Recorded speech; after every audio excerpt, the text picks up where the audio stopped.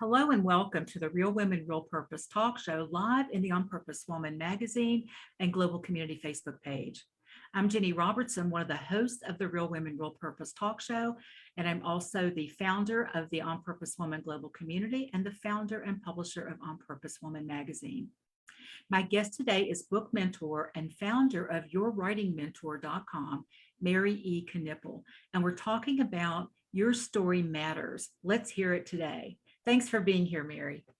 Oh, thank you, Ginny. I'm excited to be here and to talk about my favorite subject. I know it is your favorite subject. That's why it's going to be great talking with you about it. And I am excited to dive into our conversation. But first, I want to tell our viewers a little about you. Mary E. Knippel, book mentor, best-selling author, inspirational speaker, and founder of YourWritingMentor.com, helps women craft their transformational stories into a book for powerful business growth and a legacy of the wisdom garnered from the cumulative experiences of life's lessons.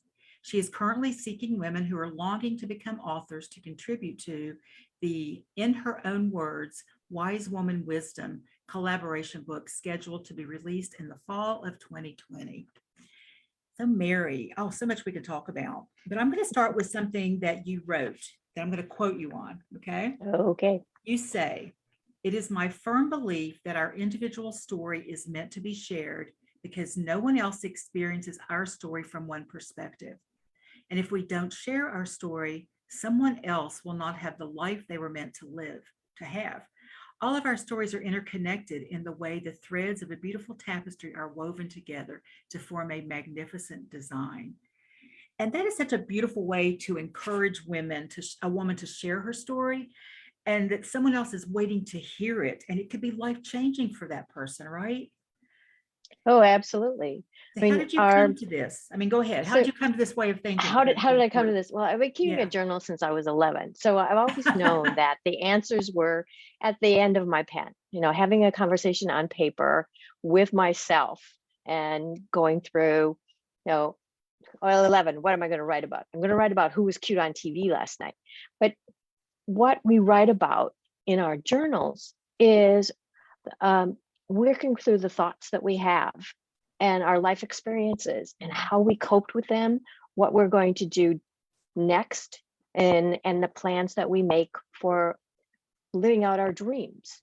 And so what I'd like everybody to recognize that we have our individual life experiences, and what we do with them is significant to us. And at the same time, we're a mirror for what others are going through, and they can look at what we are bringing to the table, so to speak, as maybe that would work for me, or maybe I can adapt it for me. Mm-hmm. So whether it's how you approach grocery shopping, how you approach a project at work, how you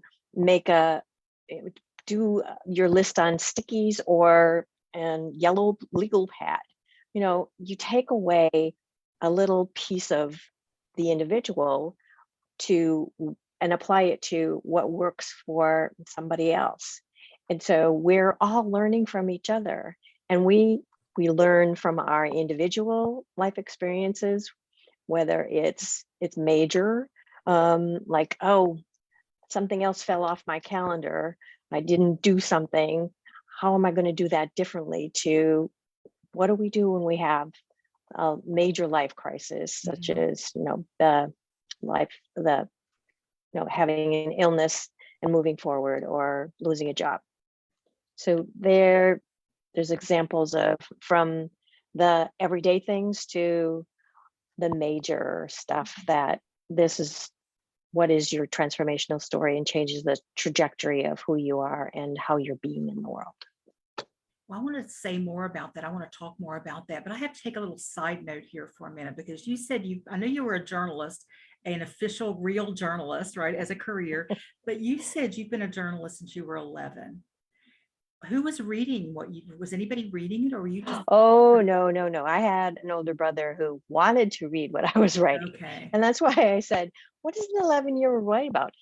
who was cute on TV last night, who I had a crush on, copying down poems that I was reading in magazines and at school. No, emulating the kind of writing that I wanted to do. And so I didn't share my journals and the entries in my journal for a long time. But my book, The Secret Artist, is based on the journal excerpts that I had written during my breast cancer experience and my recovery, and how I used writing as a major tool in my recovery process. Now that is getting those feelings out of my body and onto the page and moving forward with, okay, how am I going to tap into creativity to really use that as part of my healing process. Well, that's such an important point, to be able to use journaling as healing. And I've never heard it quite put that way before. Get those thoughts out of my body and onto paper. I hear out of my head and onto paper. But when you're dealing with an illness, you've got, and the fears in your body, all those unanswered questions are in your body. So that's a great tip for anyone watching, anything that you're dealing with. Start writing it out. And if you don't want anybody to read it, find a great hiding place, right? Or, rip it up. Oh, true, true. And a lot of times people will say, I can never read my writing, because I encourage you to use pen and paper and do your journaling that way. And I said, you don't have to go back and read it. It doesn't matter that you can't read it later. That's another good point. Thank you. You mentioned that what you will say to women is not just that their story matters, but that it doesn't have to be something earth-shattering that they're sharing. It could be something that's unique to them, that they believe isn't important. So what do you say to a woman who says, well, I don't have anything to say, or no one want to read what I have to write? I mean, you touched on that some, but I want to hear you say some more about that. Oh, I love that subject. And I just had a conversation with someone recently who said, I'm not a writer. And I said, stop. No one in my presence is allowed to say that. Because everybody has something to say, and whether they have confidence in their writing ability, if they have confidence in the story that is theirs to tell, it is theirs. And owning your story is what I believe is my mission, is to help women gain confidence in the stories that are theirs alone to tell. And finding that story is sometimes a challenge, but it's one that I relish being able to walk alongside those women that, I don't know what to say. And I said, okay, let's have a conversation just the way we are right now. And what one thing will lead to another, because when we're having that conversation, I will tease it out of them. I will ask them for more. I will ask them to tap into a memory that they have dismissed, because what is something that a lot of women dismiss as ordinary is what makes them extraordinary. It's how they show up in the world, how they serve, how they are dismissing that thing that makes them unique, the way they have a gift for entertaining, a gift for choosing the right gift to give to someone, choosing and then the kind of birthday card to send. And believe it or not, I believe that when you sign more than just your name in a card, that you are a writer. When you take the time to say, wishing you the best, when you take the time to say, I'm so happy that you are in the world and I get to celebrate you more. And I get emotional I about wondered how long it everything. would take for you to go to that place today, because I've talked before, and I love that. That's one of the things I love about you and the work you do, is that you feel it so deeply and you feel it so passionately. So never apologize for that, right? Well, for the longest time, I didn't think I could be a speaker, because I'm turning people off, because it is being so raw and vulnerable, and that's what writing is. Yeah. It's getting to the heart of your story. and exposing yourself to the world. Mhm. And this is me. This is really me and my truth. And if And anybody's turned off, they're not your people, yeah, right? and Which that's is, true. we're That- not all for everybody. They're different flavors. That's why there's different flavors, right? yes, yes, that is so true. Yeah, thanks, Jenny. Well, you helped me to remember a story from about 25 years ago. I was doing one of my workshops, Getting Out of Your Own Way, and there were about 45 women in the room. And there was a woman in the front row. I'd never met her before. She was, I think, 72. And I went around and everybody introduced themselves and tell us why they were there. And she stood up and she was very timid about it. She goes, well, I want to be a writer. And I didn't even know that I knew to do this, but I was good at kind of picking up what needed to be said in the moment. And I said, do you do any writing?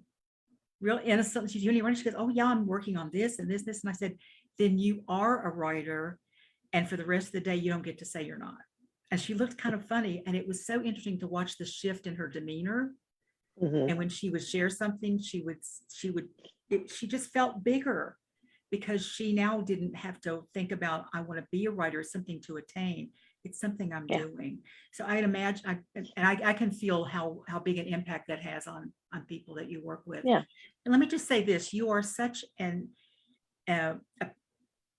I had the words a minute ago, and then I told my story because I was thinking that as I was listening to you. You're just such a kind spirit, a gentle spirit with great compassion. So you set a great stage for women to go into trust and go into feeling like they're not going to be judged by anything that they say. So that's again why I think this is perfect for you, what you're doing.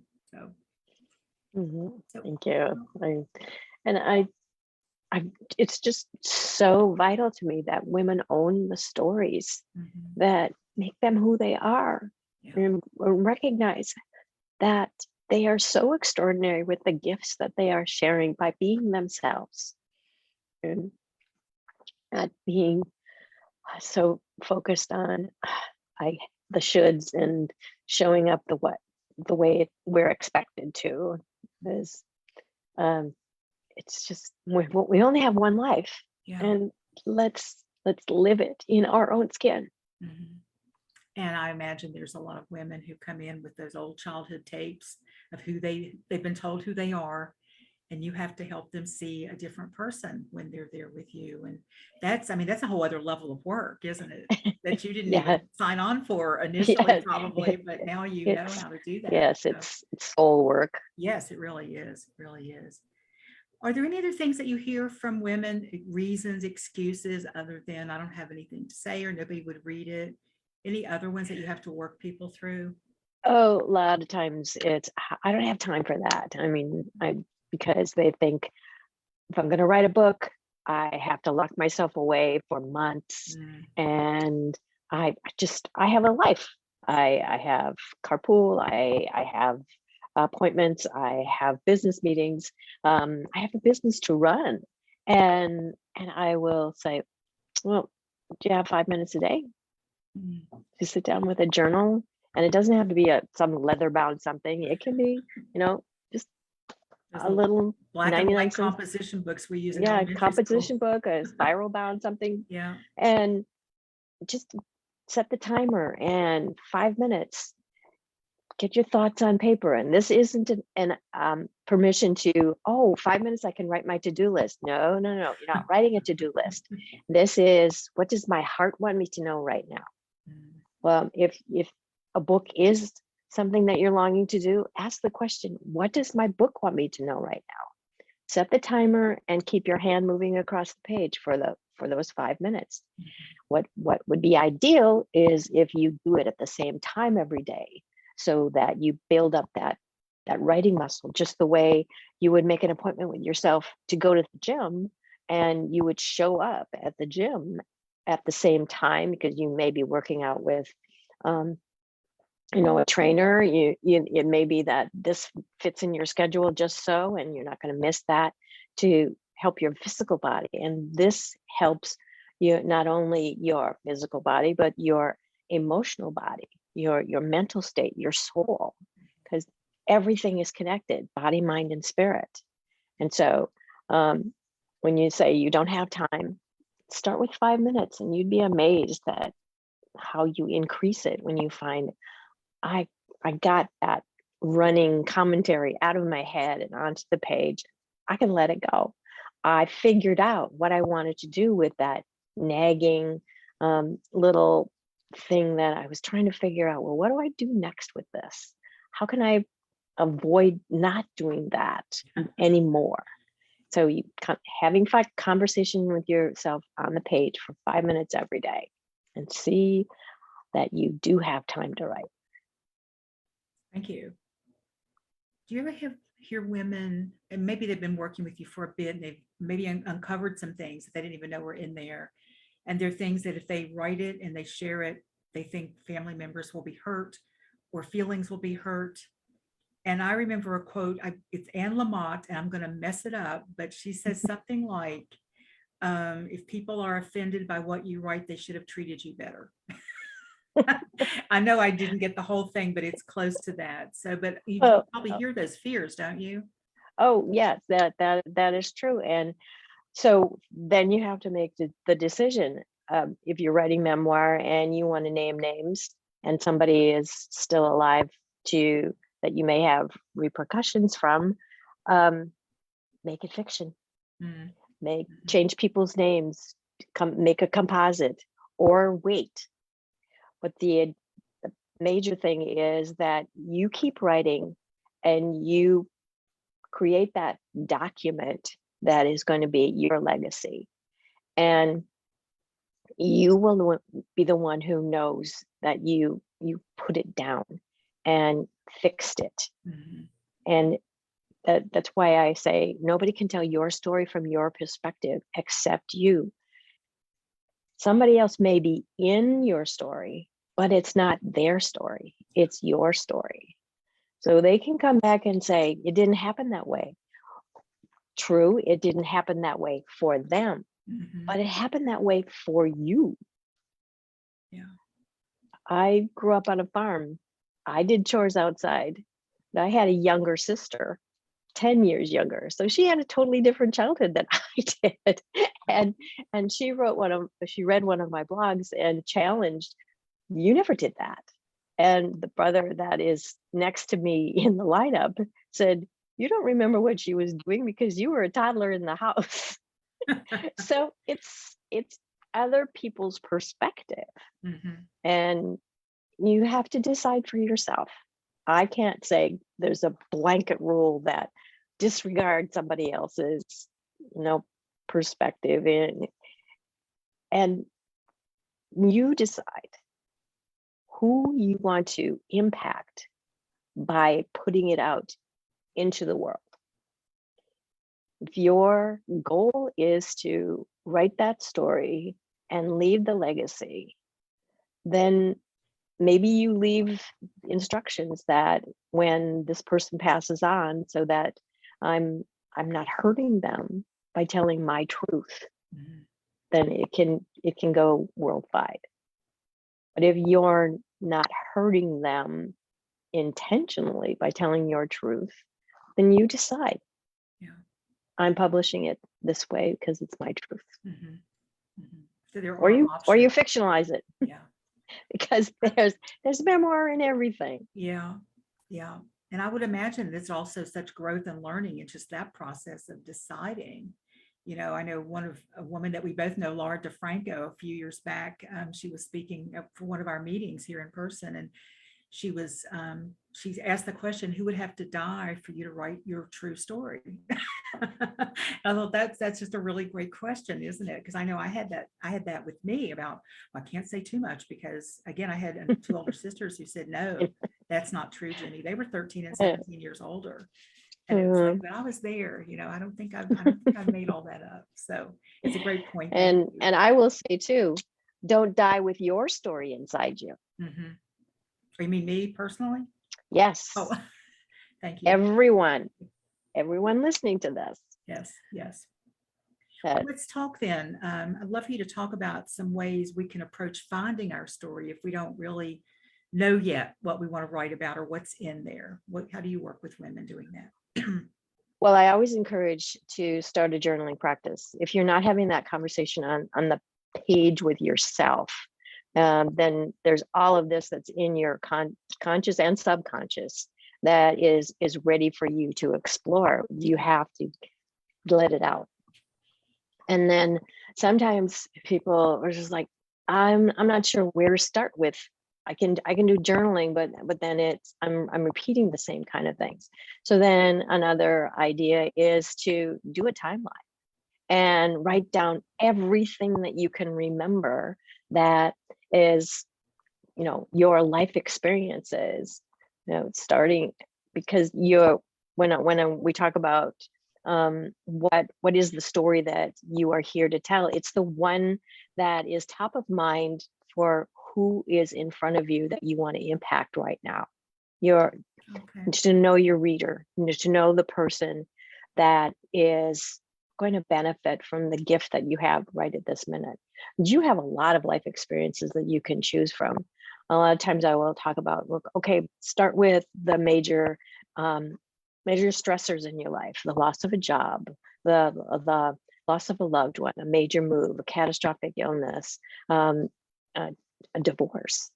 And if you have had those things, and most of the time we've had multiple, and I've had all of them, just at least twice, except for the divorce part. But when you've been married as long as I have, there've been a lot of ups and downs. So, you talk about, losing a job. What did that mean to you? What did that, if it was your spouse, what did that mean to the family and you? That disrupted everything in the household, and a major move. Maybe the job loss meant there's a major move, going away from everything you knew to replanting yourself, blooming where you were planted now. And so doing that timeline can trigger, oh, when that happened, that's when I made the decision to do a major pivot.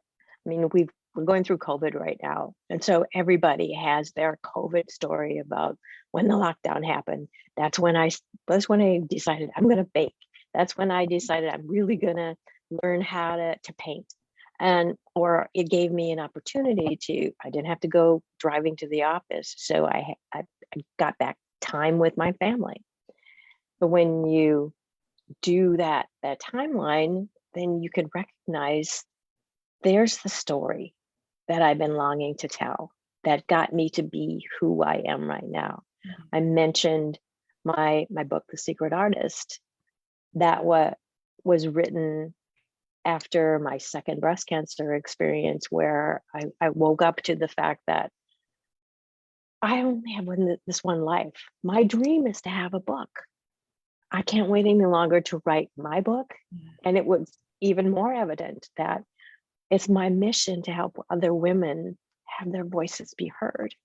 And as a journalist, I have this knack for asking questions to get you to dig a little deeper, to be open to, oh, that happened. And then I realized this, and I want to talk about this, but nobody's ever asked me anything like that before. And I've never talked about that before. That's when I always go, yes, we are really digging into what you've been longing to share. And the avenue wasn't there. The container wasn't there for you to feel safe enough to be vulnerable and open up and say, this is what happened. This is how I coped. This is what I learned. This is what I want to share with others, that I had this as my experience. And what I did next may help you where you are. Mhm. I think that's such a beautiful way to put it. And it really puts it right in front of someone. And they can't really say, no, that won't work, because we've all read those books by other people who, had they not shared their words, we may not have made a major change in our life, or at Right. least gotten some comfort or some support or something. So Yeah. that, yeah, that works. That works. Yeah. You also encourage women to use what they discover as they go through this process of story and use it as rich content in conversation online, in print, or on social media. That they don't have to do a book, or they don't have to wait till they do the book. So say No, more about that. How might we do that? no. Because just as in journaling, there's a lot that comes up. There's just like, and maybe you can't read your handwriting, and maybe you can, and you're like, I keep repeating this. Sometimes I say it in a little different way, or sometimes I go out down this, squirrel, follow the squirrel or this rabbit hole where it's just like, I don't know where this is going. What I love to tell my clients is or anybody that wants to talk about writing, is that nothing is wasted. It's your thoughts on the page. And it's a way for you to be visible with more than the person that's in front of you by writing it on your blog, by making a white paper available of those thoughts. And so it might seem random, but everything is connected in some way. There's synchronicity always at work. And when people will write about something that's in the news, they will connect it with a personal story 9 times out of 10. Mhm. I mean, if it's a scientific paper, then it could be a stretch to have a personal anecdote in there. However, it may make for better reading if you have a personal anecdote in a scientific paper. and so that's another thing that I talk about, relating your personal story with the universal story. One of the documents that people can download from my website is writing prompts to start with a favorite song or a line of poetry. Quotes are all over the place, and it's a way to start the juices flowing, to invite the muse in, to say, oh yeah, I like that quote and what it means to me, and then riff off of that. And so that particular bit of content may not move the book farther. It may not be appropriate. It may not enhance the core message, but it helped you get closer to, what do I really want to say? Mm. How do I really want to have this be the most poignant thing for me to put in front of the reader that I want to reach, the person who doesn't know they need to hear from me. Yeah. And at the very least, what may happen is that someone's going to respond, especially if it's like a Facebook post or somewhere you feel safe doing that. Someone may respond from their own experience Mhm. and give you something else, give the writer something else to consider, to think about. Yeah. And that could move you towards the book. Who knows, right? Yeah. They'll identify, they'll empathy. It's like, I get it. Yeah. And not everything that's written has to be shared either. I think that's another thing. Don't we sometimes need to get the stories out Absolutely. and You then want to vent. determine, yeah, just get them out and then determine, is there value in sharing this? Because sometimes it's just, we need to empty the stuff and get the anger and the Mhm. frustration and start forgiveness work and get all that Yeah. stuff out of the way. But Do the maybe we rant don't need and to, move on. yeah, maybe we don't need to send that email with all that stuff in it to the person that we thought did it, right? And maybe we do sometimes. So you've got a big job here, Mary, in working with people, because they can be coming from so many different places. So it's really a good thing that you love it as much as you do, because I don't see and get any sense that you ever get tired of it or feel like it's Oh, no. hard or anything like People that. say, when are you going to retire? I don't imagine retiring from writing. That's what I've I been say. doing it From my whole what? life. What do you want me to retire from, right? Yeah. Living my life and having a great time. Mhm, Well, mhm. before we wrap up, and I'm going to ask you a minute later to tell our viewers how they can get more information about you and your work, but let's talk for a minute about the fear that comes up. So someone's finally realized, oh, I think I do have something to say. They're working with you. They're journaling daily. They're really kind of getting into it, and then the inner critic, or somebody's grandmother or teacher, the voice comes up, and the fear sets in. How do you work with Oh, when that comes up? That never happens, oh, right? Yeah. oh no, no, no. I'm just beyond that. Ha, not. Um, one of my favorite quotes I love to share. Maya Angelou, someone who awards and talk about life experiences. One of her quotes was, "When I sit down to write with that yellow legal pad and I pick up my pen, I get this thought: they're going to find out that I'm a fraud, that I really don't know what I'm talking about." And then she proceeds to write. So after I share that quote, I say, "See, when the inner critic shows up, we are in really good company." And then the next thing you do before you write, give that inner critic another job. Tell them to go to Target with your to-do list of picking up these odds and ends. Tell them to go do the laundry, and you'll check back after you've written for your 5 minutes or your 10 minutes, or finishing that article that you wanted, that you have 45 minutes to block of time that you're going to work. So the inner critic is going to show up because we're human. That's just what happens, because we want to do such a good job. And that just means that you will do a fabulous, amazing, outstanding job because you care so much. So they're going to show up. So just remember, Inner you're in good meaning. company.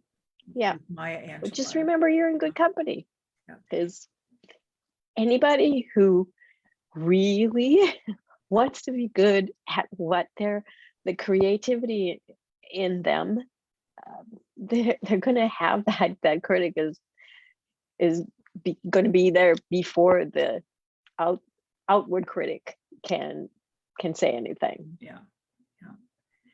Well, Mary, not leave us. Tell everybody, tell our viewers how they can find out more about you, your current book project, and anything you want to say about that. Oh, thank you. Yes.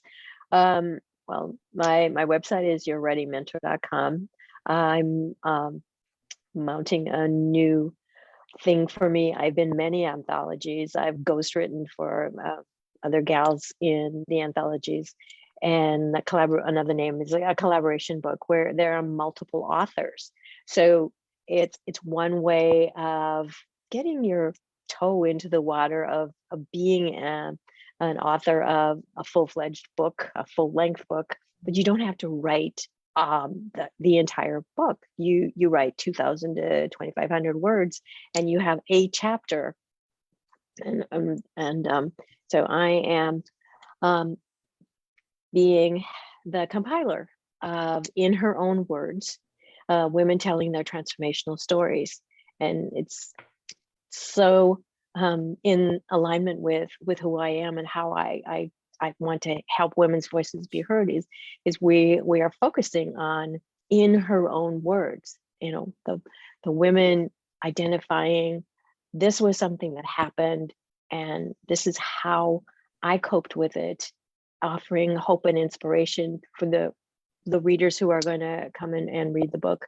And I want to emphasize that as a writer myself, as an author and editor and a mentor, it's like, this is an opportunity for you to be a published author in writing in community with someone who is going to help you craft the story not only move it through the appropriate periods and commas, but getting it out of your head and onto the page from the very beginning.